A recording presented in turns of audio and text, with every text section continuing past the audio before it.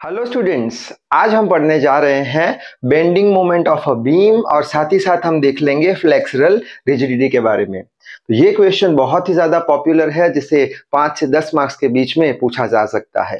So I hope you are ready with your pen and paper. So without wasting much time let us start this video. तो हम पढ़ने वाले हैं bending moment of a beam. तो सबसे पहले तो बीम क्या होता है उसका मतलब देख लेते हैं।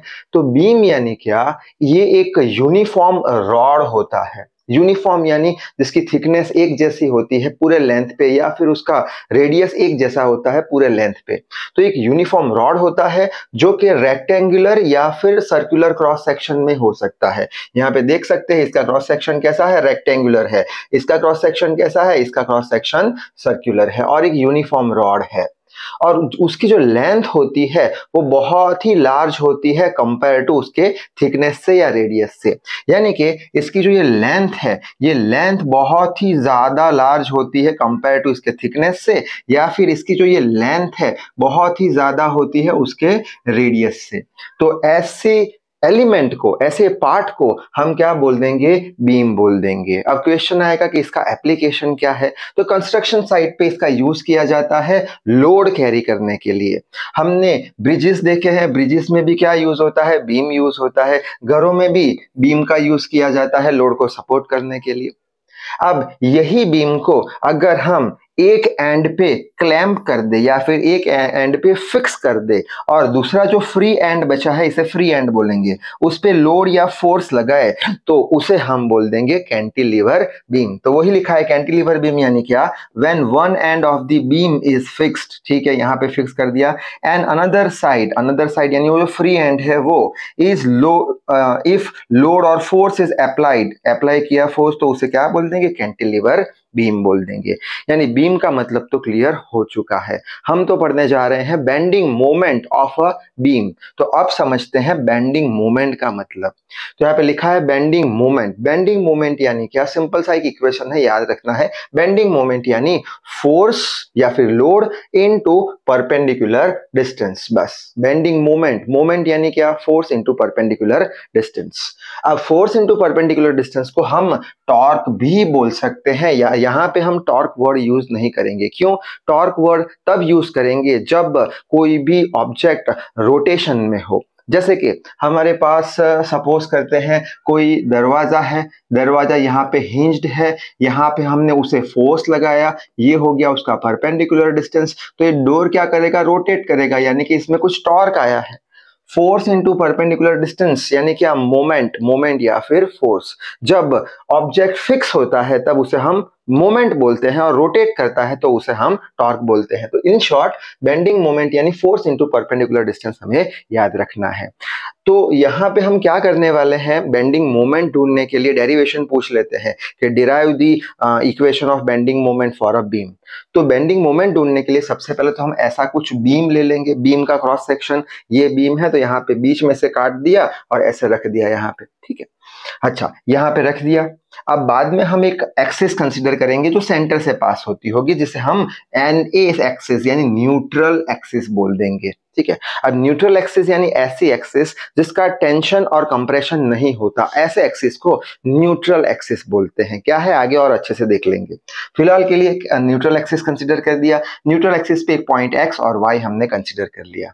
अब ये जो बीम हमने लिया है उसके नीचे का, सबसे बॉटम का एक लेयर हम कंसीडर करेंगे। ये ग्रीन लाइनिंग आप देख रहे हो, ये एक पतली सी लेयर हमने बीम के नीचे की एक लेयर कंसीडर करी है, ठीक है। और उस पे भी हमने एक्स और वाई पॉइंट बनाए हैं जो कि ये सेम डिस्टेंस पे होंगे, ठीक है। और ये जो नीचे की लेयर है उससे ये जो न्यूट्रल एक्सिस है उसका परपेंडिकुलर डिस्टेंस कितना है, z के बराबर है। यानी कि यहाँ पे हमारे पास परपेंडिकुलर डिस्टेंस तो है जो कि z के बराबर है। हमें ढूंढना क्या है, फोर्स। जो भी फोर्स का आंसर आएगा वो परपेंडिकुलर डिस्टेंस z से मल्टीप्लाई कर देंगे तो हमें क्या मिल जाएगा, बेंडिंग मोमेंट बीम का मिल जाएगा। आई होप समझ में आ गया होगा। अब हम क्या करने वाले हैं कि यहाँ पे हम कुछ लोड लगाएंगे, ऐसे कुछ इसको लोड लगाएंगे, खींचेंगे या फोर्स लगाएंगे, तो जिसके कारण ये जो बीम है वो ऐसे बेंड होने वाला है, उसका बेंडिंग हो जाएगा कुछ ऐसे, ठीक है। अब जब इसका बेंडिंग होगा तब न्यूट्रल एक्सिस ऐसे हो जाएगी। यहाँ पे बनाने के लिए मैंने इसे कर्व बनाया है, लेकिन करीब करीब वो स्ट्रेट रहती है न्यूट्रल एक्सिस, ठीक है। और नीचे की जो साइड है, ये नीचे की साइड है, इस पे खिंचाव आ जाएगा, टेंशन आ जाएगा, क्योंकि ये हमारा बीम है, ऐसे हम करेंगे, लोड नीचे लगाएंगे, ऊपर लगाएंगे, ऐसे बैंड होगा, तो नीचे हम देख सकते हैं खिंच जाएगा कुछ, ये फैल जाएगा कुछ, और ऊपर की साइड जो है, ये वाली साइड, ऊपर की साइड, उसका कंप्रेशन होगा। कंप्रेशन यानी कुछ दब जाएगा। पहले ऐसा था, अब ऐसे हुआ, यानी ऊपर की साइड दब गई, नीचे की साइड खिंच गई। आई होप समझ में आ गया होगा, ठीक है। तो जब हम इसको बेंड करेंगे तब नीचे की साइड पे टेंशन होगा, इसका इलोंगेशन होगा, कुछ लेंथ बढ़ेगी, और ऊपर का कंप्रेशन होगा, लेंथ कम हो जाएगी। लेकिन ये जो न्यूट्रल एक्सिस है, ये जो न्यूट्रल एक्सिस है, ये न्यूट्रल एक्सिस में ना ही टेंशन होगा ना ही कंप्रेशन होगा। तो ऐसी एक्सिस जिसमें ना ही टेंशन हो ना ही कंप्रेशन हो, वो न्यूट्रल रहे, तो ऐसी एक्सिस को हम न्यूट्रल एक्सिस बोलते हैं, ठीक है। अच्छा, वापस से ये एक्स और वाई यहाँ पे हमने बना दिए। अब नीचे जो एक्स डैश, ये एक्स और वाई है, उसका पोजीशन अब चेंज हो जाएगा, वो अब खिंच जाएंगे, वो अब थोड़ा खिंच जाएंगे। पहले क्या था, एक ही लाइन में थे, बेंडिंग किया तो खिंच जाएंगे, ऐसे फैल जाएंगे कुछ। तो एक्स डैश और वाई डैश यहाँ पे आ गया, और ये परपेंडिकुलर डिस्टेंस जो है वो तो जेड ही रहने वाला है। तो इतनी बात तो हमें समझ में आ गई। अब हम क्या करेंगे, ये पॉइंट एक्स से एक नॉर्मल लाइन बनाएंगे, वाई से एक नॉर्मल लाइन बनाएंगे, इंटरसेक्ट यहाँ पे होगा, तो ओ से एक्स का डिस्टेंस या ओ से वाई का डिस्टेंस को हम आर बोल देंगे, आर को हम बोल देंगे रेडियस ऑफ कर्वेचर। यानी क्या, सपोज करते हैं हमने एक डिवाइडर लिया और डिवाइडर से यहाँ पे पॉइंट रखा, और ऐसे अगर सर्कल बनाएंगे, ऐसे सर्कल बनाएंगे, तो ये जो बैंड हुआ है उसका रेडियस कितना होगा, आर के बराबर, जिसे हम रेडियस ऑफ कर्वेचर बोल देंगे। तो ये वाली बात समझ में आ गई। अब हम क्या करेंगे, हमको मालूम है इनिशियली जो उसका ओरिजिनल लेंथ था वो कितना था, एक्स वाई था, यानी यहाँ पे भी देख सकते हैं एक्स वाई था। अब ये लेंथ कैसे कैलकुलेट करें, तो यहाँ पे हम देख सकते हैं ऐसा कुछ शेप बन रहा है, ठीक है, ऐसा कुछ शेप बन रहा है। ये क्या है हमारा, ये आर्क है। ये आर्क किसके बराबर है, आर्क एक्स वाई के बराबर है। ये एंगल कितना है, थीटा है। हमने मैथ्स में एक इक्वेशन पढ़ा था, क्या था कि arc is equals to angle into radius, ठीक है, शायद से याद होगा आपको। आर्क किसके बराबर है, एक्स वाई के बराबर है, तो यहाँ पे एक्स वाई लिख लिया, arc which is equals to angle कितना है, थीटा है, रेडियस कितना है, आर के बराबर, तो आर इंटू थीटा, तो एक्स वाई क्या हो जाएगा, आर इंटू थीटा। वही बात यहाँ पे बोर्ड पे लिखी है। ये क्या हो गया हमारा ओरिजिनल लेंथ, इसका ओरिजिनल लेंथ। क्यों, न्यूट्रल एक्सिस का कुछ टेंशन एक्सपेंशन होता नहीं है, जो यहाँ पे है वही यहाँ पे है, इसलिए उसे न्यूट्रल एक्सिस बोलते हैं कि लोड लगाने पर ना ही उसका टेंशन होता है ना ही कंप्रेशन होता है, ठीक है। तो ये तो हमें क्या मिल गया, ओरिजिनल लेंथ। अब यहाँ पे ये क्या हो रहा है, बैंड हो रहा है, यानी अब ये एक्स डैश वाई डैश क्या हो गया, चेंज हो गया, कुछ लेंथ एक्स वाई का कुछ लेंथ चेंज हो गया। पहले सपोज करते हैं 2 सेंटीमीटर था, लेकिन अब यहाँ पे सपोज 2 सेंटीमीटर था, अब सपोज 3 सेंटीमीटर हो गया, तो एक्स डैश वाई डैश कितना होगा, यानी कि यही चीज को अगर मैं आगे ले जाऊं, ऐसे करके आगे ले जाऊं, ऐसे करके, ये ऐसे करके आगे ले जाऊं, तो ये डिस्टेंस कितना होगा मेरा, ये डिस्टेंस होगा z के बराबर, तो ये z हो जाएगा, यानी ये अपना कितना था, पहले r था, ठीक है, r प्लस ये z ऐड करना पड़ेगा, शायद से बोर्ड पे समझ में आ रहा होगा। यानी अब रेडियस कितना हो गया, रेडियस हो गया r प्लस z, और एंगल तो उतना ही है, तो एंगल उतना ही रखेंगे, रेडियस इंटू एंगल। तो जो एक्सपांड हुआ, इलोंगेट हुआ, वो कौन सा है, एक्स डैश वाई डैश, कितना होगा, R plus Z, radius into angle, ठीक है, समझ में आ गई थी बात। यानी कि अब हमारे पास ओरिजिनल है और चेंज है, तो उसपे से हम कितना चेंज हुआ वो ढूंढ सकते हैं। तो कितना चेंज होगा, इलोंगेशन, ये ज्यादा है, नीचे का साइड ज्यादा है, नीचे का साइड ज्यादा है, ये ऊपर का कम है, तो ज्यादा में से कम माइनस कर देंगे, ये रहा ज्यादा, R plus Z into theta, minus कर देंगे आर इंटू थीटा, तो हमें इलोंगेशन मिल जाएगा। तो ये R into theta plus Z into theta minus R theta cancel, तो जेड थीटा ये कितना मिला, ये क्या मिला हमें, चेंज मिला, चेंज इन लेंथ मिला।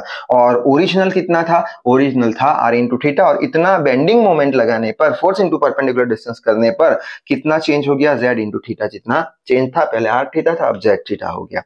यानी कि हमारे पास ओरिजिनल लेंथ है, चेंज इन लेंथ है। तो पिछले वीडियोस में हमने स्ट्रेन के बारे में पढ़ा था, स्ट्रेन क्या था, स्ट्रेन था हमारा change in length by original length. Change कितना हुआ, जेड इंटू थीटा, ओरिजिनल कितना था, R into theta, theta cancel, तो हमें क्या मिल गया, स्ट्रेन मिल गया, जेड बाय आर के बराबर। अब अगर हमें स्ट्रेन मिल गया तो उसपे से हम यंग मॉड्यूलस भी ढूंढ सकते हैं। यंग मॉड्यूलस क्या था, longitudinal stress by longitudinal strain. तो यंग मॉड्यूलस को वाई से रिप्रेजेंट किया है, क्या था, longitudinal stress by strain, ratio था लॉन्जिट्यूडनल स्ट्रेस बाय स्ट्रेन का, ठीक है। अच्छा, अब इस पे से हमें स्ट्रेस मिल जाएगा, तो स्ट्रेस को सब्जेक्ट बनाया, यंग मॉडुलस इनटू स्ट्रेन, तो Young modulus as it is रख दिया, स्ट्रेन अभी हमने निकाला Z/R, यानी हमें क्या मिल चुका है, स्ट्रेस मिल चुका है। इसमें कितना स्ट्रेस प्रोड्यूस हुआ है, फोर्स लगाया, स्ट्रेन आया तो स्ट्रेस आया। तो यहाँ पे स्ट्रेस कितना वो मिल गया। अब स्ट्रेस पे से हम फोर्स भी इजीली ढूंढ सकते हैं। क्यों? क्योंकि हमने पढ़ा था स्ट्रेस का डेफिनेशन क्या था, restoring force per unit area या फोर्स पर यूनिट एरिया। अब यहाँ पे हम क्या करेंगे, हम छोटा सा एरिया कंसीडर करेंगे। कहाँ पे? एक छोटा सा एरिया DA, वो छोटे से एरिया DA पे छोटा सा फोर्स कितना लगेगा वो ढूंढेंगे। ठीक है, तो वही किया है, स्ट्रेस इज इक्वल टू छोटे से एरिया DA पे छोटा सा फोर्स, छोटा मीन्स D, तो छोटे से एरिया DA पे छोटा सा फोर्स कितना लगेगा, तो छोटा सा फोर्स DF, सब्जेक्ट बनाओ तो सिग्मा इंटू DA, तो इतना छोटा सा फोर्स लगेगा छोटे से एरिया DA पे। ठीक है, अब छोटा सा फोर्स DF, सिग्मा यानी स्ट्रेस का वैल्यू YZ/R, वो तो हमने लिख दिया है, Z क्या है, परपेंडिकुलर डिस्टेंस, DA क्या है, छोटा सा एरिया। तो यानी कि यहाँ पे हमें क्या मिल चुका है, फोर्स मिल चुका है, जो कि हमें चाहिए था। फोर्स, छोटा सा फोर्स भले ही हमें मिला है, लेकिन फोर्स हमें मिल चुका है। ये फोर्स को हम परपेंडिकुलर डिस्टेंस Z से मल्टीप्लाई कर देंगे। ठीक है, तो वही किया है यहाँ पे। बेंडिंग मोमेंट कहाँ, किसका बेंडिंग मोमेंट, XY का, ये जो ऐसे बेंड हुआ है, bending moment is equal to force into perpendicular distance, force ये रहा YZ/R लिख लिया, इंटू DA, परपेंडिकुलर डिस्टेंस कितना है, Z के बराबर, जो पहले ही देख लिया था, ये परपेंडिकुलर डिस्टेंस। अब ये तो हमें क्या मिला, ये हमें बेंडिंग मिला छोटे से एरिया DA का। ऐसे तो बहुत सारे छोटे छोटे एरिया होंगे, DA, तो सारे एरिया को हम क्या कर देंगे, इंटीग्रेट कर देंगे, तो टोटल बेंडिंग मोमेंट मिल जाएगा। वापस एक बार, हमने क्या ढूंढा, हमने ढूंढा छोटे से एरिया का बेंडिंग मोमेंट। यहाँ पे बहुत सारे छोटे छोटे DA एरिया होंगे, सबका इंटीग्रेशन कर देंगे, सबको ऐड कर देंगे, यानी सबका समेशन कर देंगे। यानी ये पूरे इक्वेशन को अगर हम समेशन कर देते हैं, यानी कि सिग्मा लगा देते हैं या इंटीग्रेशन लगा देते हैं, तो समेशन कर देते हैं, तो YZ/R, ये समेशन के अंदर ये पूरा इक्वेशन हमने लिख दिया, तो हमें क्या मिल जाएगा, टोटल बेंडिंग मोमेंट मिल जाएगा। ठीक है, अच्छा, अब यहाँ पे ये जो Y और R है वो कांस्टेंट है, तो सिंपली हम Y/R को बाहर निकाल देंगे, Y/R को बाहर निकाल दिया, अंदर क्या बचा, अंदर बचा समेशन ऑफ DA और ये Z into Z square, so Z square into DA हमें मिल गया है। तो Y/R को एज इट इज हमने लिख दिया, और ये जो टर्म है summation of Z square into DA, वो टर्म को हम बोलते हैं ज्योमेट्रिक मोमेंट ऑफ इनर्शिया, उसे हम बोलते हैं ज्योमेट्रिक मोमेंट ऑफ इनर्शिया। ठीक है, तो हमारा इक्वेशन आ गया है, इसकी जगह पे हमने क्या लिख दिया, IG लिख दिया, तो ये रहा हमारा bending moment Y/R into IG। अब इसके नेक्स्ट वीडियो में हम ये डायरेक्टली इक्वेशन को उठाएंगे और उस पे से कैंटिलीवर बीम का डिप्रेशन ढूंढ लेंगे। तो ये इक्वेशन हमें याद रखना है, यहां तक लिख के आने पर फुल मार्क्स हमें मिल जाएंगे। ठीक है, तो बेंडिंग मोमेंट का इक्वेशन Y/R इंटू IG, तो बेंडिंग मोमेंट यहाँ पे खत्म हो गया। अब हम पढ़ेंगे क्या, फ्लेक्सुरल रिजिडिटी। अब फ्लेक्सुरल रिजिडिटी यानी क्या, वो देख लेते हैं। तो अभी हमने बेंडिंग मोमेंट का इक्वेशन निकाला बीम का, Y/R इंटू IG, जहां पे Y यंग मॉडुलस था, R रेडियस ऑफ कर्वेचर था, और IG geometric moment of inertia था। अब फ्लेक्सुरल रिजिडिटी यानी क्या, कि हमें इतना बेंडिंग मोमेंट लगाना है जिससे करके ये जो रेडियस ऑफ कर्वेचर है उसका वैल्यू 1 हो जाए, उसे हम क्या बोल देंगे, फ्लेक्सुरल रिजिडिटी। वापस एक बार, हमें इतना बेंडिंग मोमेंट लगाना है, यानी फोर्स इनटू परपेंडिकुलर डिस्टेंस इतना लगाना है हमें, जिससे करके रेडियस ऑफ कर्वेचर 1 हो जाए। तो रेडियस ऑफ कर्वेचर 1 यानी R का वैल्यू 1, यानी यहाँ पे R 1 रखो, तो ये बेंडिंग मोमेंट हो गया, जिसे हम फ्लेक्सुरल रिजिडिटी बोलते हैं। डायग्राम से समझ लेते हैं, यहाँ पे बेंड फोर्स लगाया, फोर्स इनटू परपेंडिकुलर डिस्टेंस, यानी कि बेंडिंग मोमेंट लगाया। तो अगर हम इतना बेंडिंग मोमेंट लगाते हैं, या इतना बेंडिंग मोमेंट जरूरी है जिससे करके ये जो रेडियस ऑफ कर्वेचर है, ये जो रेडियस ऑफ कर्वेचर है उसका वैल्यू 1 के बराबर हो जाए, तो उसे हम फ्लेक्सुरल रिजिडिटी बोलते हैं। यानी फ्लेक्सुरल रिजिडिटी का डेफिनेशन क्या है, बेंडिंग मोमेंट रिक्वायर्ड, ये बेंडिंग मोमेंट जो है वो जरूरी है किसके लिए, for unit radius of curvature, unit बोले तो 1 रेडियस ऑफ कर्वेचर हो जाए, उसके लिए जो बेंडिंग मोमेंट लगेगा उसे हम फ्लेक्सुरल रिजिडिटी बोल देंगे। तो इस वीडियो में बस इतना ही, तब तक के लिए read hard work hard, thank you very much.